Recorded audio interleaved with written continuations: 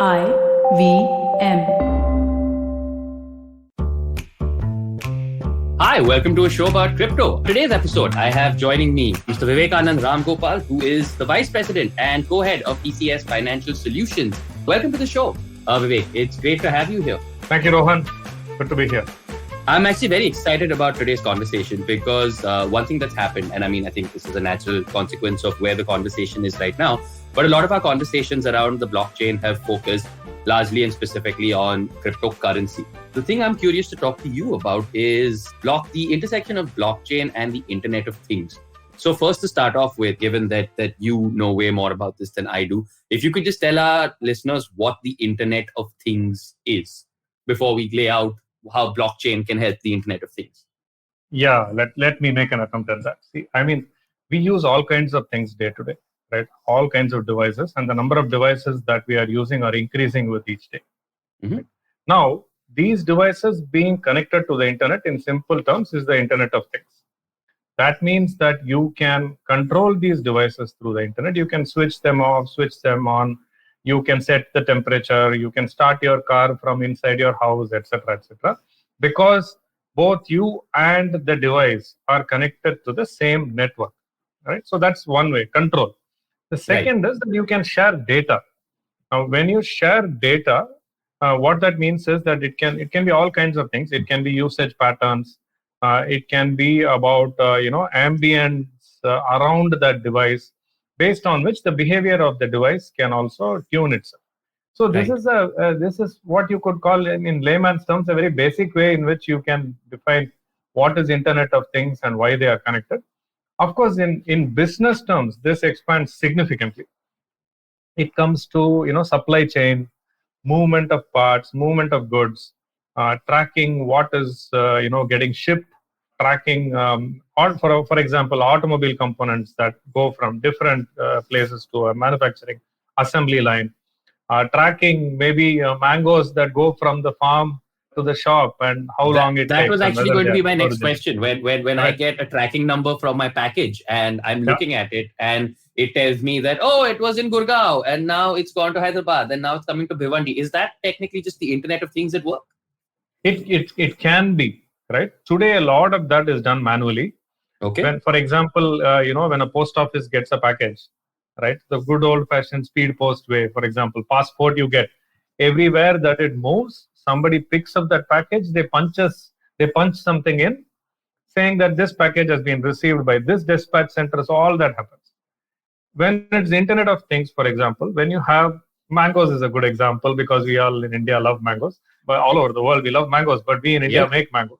We grow mangoes. No, and I think we can say that I think Indians love mangoes per capita a little more than other countries.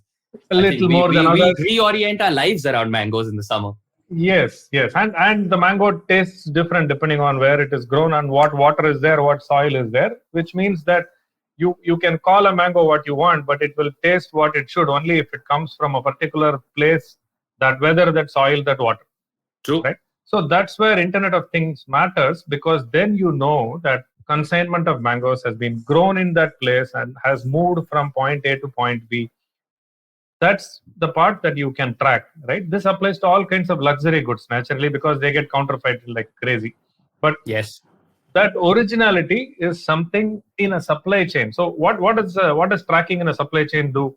It gives you an idea about how much time it takes from point A to point B, that nobody is tampering with it in the middle, that nobody has stopped the truck in the middle and done something with it, and it doesn't take too much time. Is it 3 days old, 4 days old, 10 days old? So that's one aspect. And then, of course, there's a very powerful aspect on blockchain when it comes to this. When you put blockchain and Internet of Things together, that's the next stage of what Internet of Things can do. So it's interesting you mentioned like a truck getting stopped or a part getting tampered with, etc. So in terms of the current sort of Internet of Things ecosystem, what are some vulnerabilities that exist that, say, blockchain specifically could solve? Because my one understanding is that internet-enabled devices like smart fridges, etc., are a little more susceptible to things like DDoS attacks, or are essentially the weakest link in your sort of private network potentially. How does blockchain address some of these vulnerabilities and issues that we currently have? Yeah, see, Rohan, let me split this answer into multiple parts. All right. First is on when it's Internet of Things the way it is now, it is not secure, right? Right. The data that you have now, it's a question of how personal that data is. If it's a fridge and it tells what all you eat, then there is a certain level of privacy that gets invaded. People will get to know which, what when your orange juice gets exhausted. You may not want anybody Oh to know no, that. I want to be Right? very clear about this. People are welcome to see my browser history, but they cannot see what's in my fridge. Right? Yeah. And then comes where all you go. I don't know who all you want want to know where you go, right? So if your True. car is wired and four things in your car are wired, and somebody can track where all you go, I think it can be anybody, including the government. Do we want everybody to track where all we go? And do we want alerts when we go somewhere? Do we want to be sold to when we go somewhere? I guess not. And Sure. most importantly, we want to decide that. We don't want someone else to decide how our data is used. I think we want to decide how our data is used. Now, that's where blockchain has multiple applications which are very powerful, right? The first thing is that if somebody hacks into the blockchain, then every node in that blockchain, they will get to know of that almost immediately Right. because the data changes. So you can program such that as soon as there is an invasion, a hack into one node of the blockchain, the other nodes start shutting themselves down so that the original data is still protected. Right. Right? It's let me explain this in layman's terms. Right? What is Sure. a blockchain? In a blockchain, every block or every node has a copy of the same information. Right. That's why it is tamper proof, because you cannot change the information in one place and hack it and modify it. If you hack it and if the other nodes shut down, then the original information is still protected in the other nodes from which you can recover it and recopy it. It's Right. like having an original copy of the document and having 5 copies in 5 different houses with brother, sister, brother-in-law, so that if one is stolen or hacked, you still have the other copy. Sure. So that's the protection you get in a blockchain, right? Every node has got a copy of the right information, so nobody can just tamper with one node. So it's almost tamper proof, right? That's quite cool. I mean, and that's significantly more tamper proof than the current system for sure. Absolutely right. Currently, you just have to hack in one place. That's it. That's true. Here you would have Right. to try and hack multiple places. And it essentially, Hundreds. I mean, how many Hundreds nodes of are you nodes. going to hack beyond a point? And Exactly. Right. And that's the tamper proof part.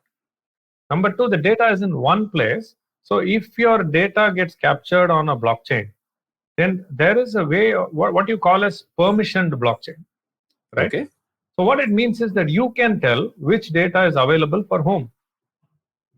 Unlike Okay. the How does that internet. work? Would you be able to explain that to me with an example? So for example, let's say that you have your car which is connected to the internet, right? Okay. Now, as it is already half our cars are advertising about being connected to the internet, they don't tell how they use the data, right? In fact, That's they are true. selling it as cool. Just like half the things on the internet are free, and we don't know how we are giving our data away. Yeah, that's true. Or not half, 98% is free. Yeah, right? half is a very conservative estimate. Yeah. Half is a wildly Almost conservative everything, estimate. right? Yes. So let's say you have a car, right, and a connected car. I'm just taking layman's examples. It's of course much more sophisticated when it is business to business.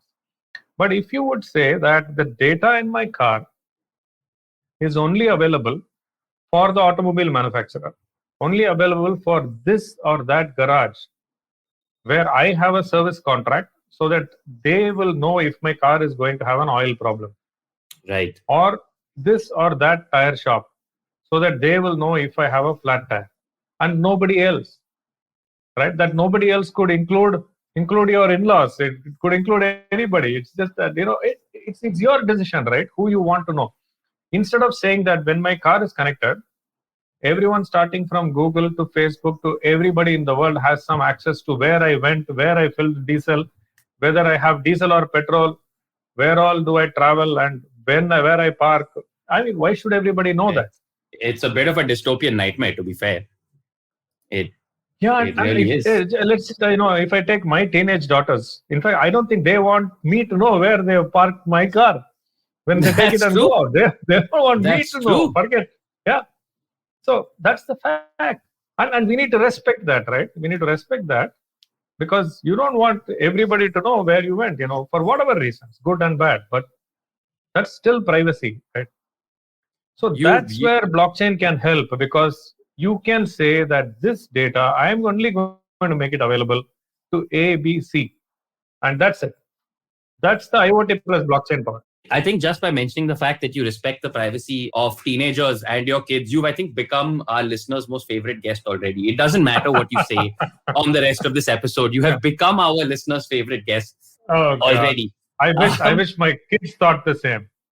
oh, I'm sure they do. You know what? Just make them listen to an episode of this particular episode of this podcast, and they'll think that. Yeah. All right, we're in conversation with Vivekanand Ramgopal about the Internet of Things and blockchain. We're going to take a short break, after which we will be right back with more Internet, more things, more blockchain. Don't you think that if everyone around you is getting smart, you better be smarter?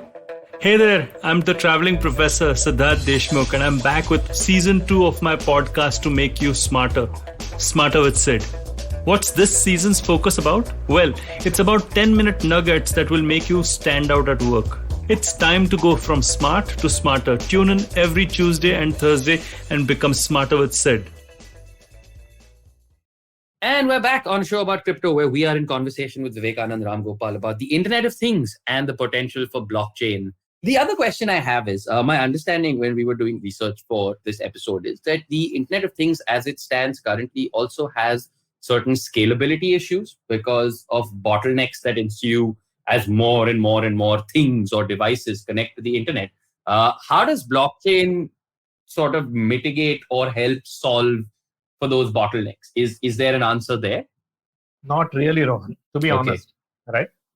Scale comes with stretching capacity. Right. Right? What is the problem with scale? That somebody's got to invest.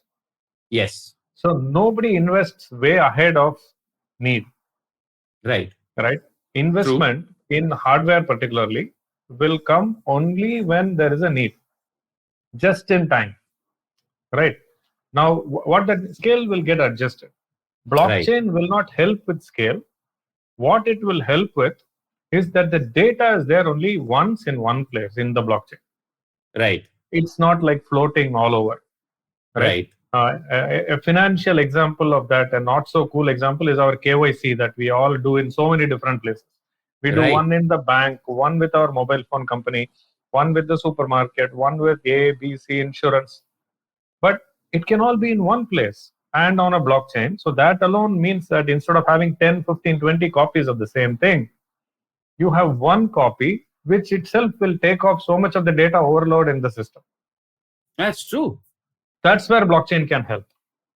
The other aspect is that there's huge amount of research in this because I think we are all anticipating that there will be a massive explosion of usage of the internet by various devices and the resultant explosion of connectivity and what you could call data overload.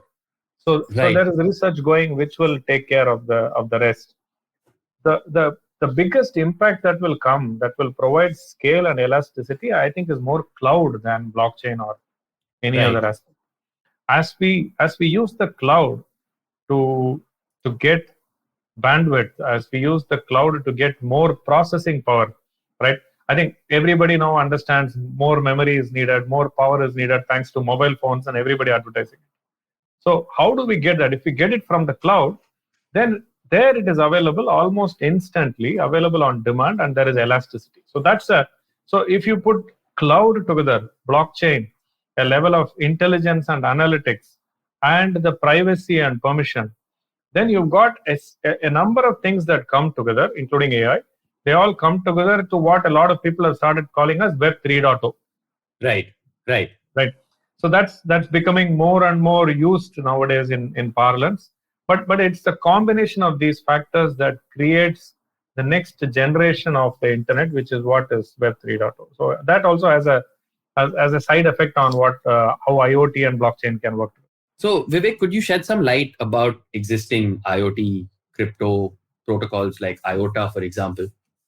Yeah, I think see what we need to keep in mind when we look at something like IOTA or related technology, right, is that how do we use the blockchain, but do it in a way in which the protocol is very different from how the current, let's say, Bitcoin mining and such aspects work.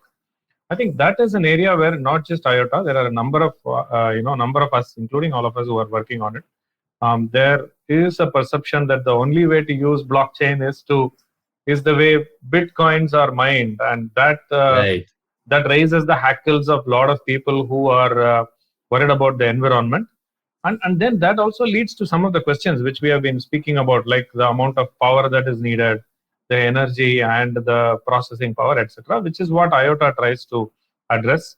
It comes, it's a, you could say it's a protocol in technology terms like TCP/IP, or how the internet was created, in which you facilitate communication, but you do it in a very, you could say, data light manner, right? And it has the promise to become one of the technologies for IoT, right? It's very difficult to say, to look into the future and say which will be the only one or which will be the main one. It takes a number of years to establish that type of standard. So that's how I would describe IOTA and other emerging standards for this. But what we also do in some of these cases is we try to create, we have solutions, not try to create, we have solutions that create interoperability. Right. There will be different standards that will emerge from various parts of the world, and that's our learning from the last 40-50 years of using all kinds of things, from video cassettes to all of that, right? If you have 2-3 standards, you cannot Yeah. interoperate. So we True. are creating a facility for interoperability, so that when you have multiple protocols, you can move from one to the other. That is equally important. It's amazing how everybody got that memo except Apple for their chargers and countries for their plug points. It's Yeah. amazing. Yeah. Apple But- is now finally trying to do something about USB-C, right? I think. Yeah, I think also because they Finally. got pressurized in Europe, right? Finally, In Europe, where yes. I think the European standard said there's enough of this nonsense. Just get on the USB-C train. There's absolutely no reason for you to be doing this. But fingers crossed. Fingers crossed. Do you know of any interesting work that's already happening in the IoT space on the blockchain? I'll Or give any you some players? examples from what we are doing, what we have done. Okay, sure. Yeah. Right? For example, we have done a project in Singapore on our solution Quartz on blockchain, right?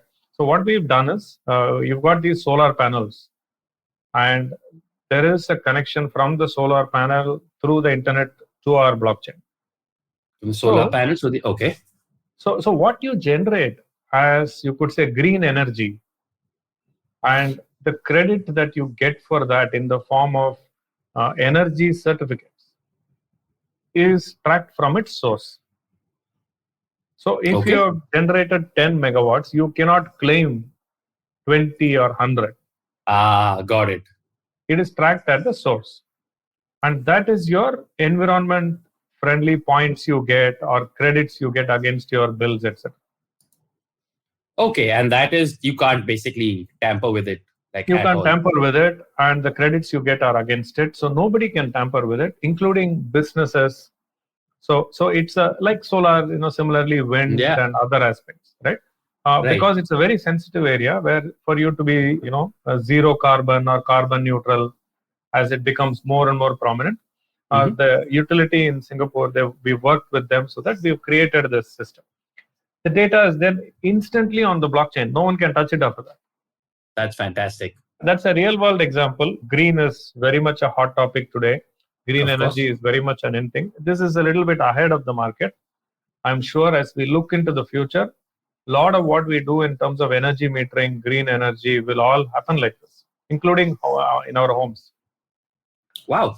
That's actually kind of comforting to know. One final question for you is that this is an interesting future to aspire towards, but what are some of the challenges that we're going to experience trying to sort of migrate the Internet of Things onto the blockchain more and more and more? Like you mentioned, one is, of course, scalability will always be an issue because it will require investment. Are there any other challenges that you foresee? A lot of systems have to change, right? Because Right. in everything that we have spoken about, right? It can be on supply chain, it can be on agro produce, farming, automobiles, airplanes. There are Yeah. hundreds of existing systems, software. So you need Yeah. to plug this aspect into each one of those, right? There's a lot of integration involved in that. Yeah. So what we are doing also is we are trying to make it easy to plug in just this small bits of code that you need into these systems so that you can integrate current systems onto that blockchain. If I were to go and tell everybody that you build completely new systems and you do new IoT, put that on a blockchain, I mean, how many years is that going to take, and how many It's true. millions and billions of rupees and dollars is that going to take? Nobody will want to do that. So And I that's think the this is the challenge. thing. I think this is the thing that a lot of people forget is that every time a new technology is announced, everybody's first reaction is, why aren't we using this? And I think people don't realize that it actually takes, and not just corporations, it takes any kind of organization, not just years, but sometimes decades to overhaul systems, right? Because it's everything from technology to cost. Like I was reading an article recently about how no one would sleep well at night if they knew how many of the world's defense systems were running on DOS or Windows versions from 30 or 40 years ago. Yeah, that's a fair point. It is going to be a lot of time. Yeah. See, it's like in a small IT terminology, if I would say, we call it as the problem of coexistence, right? When something new comes, it cannot come in an island.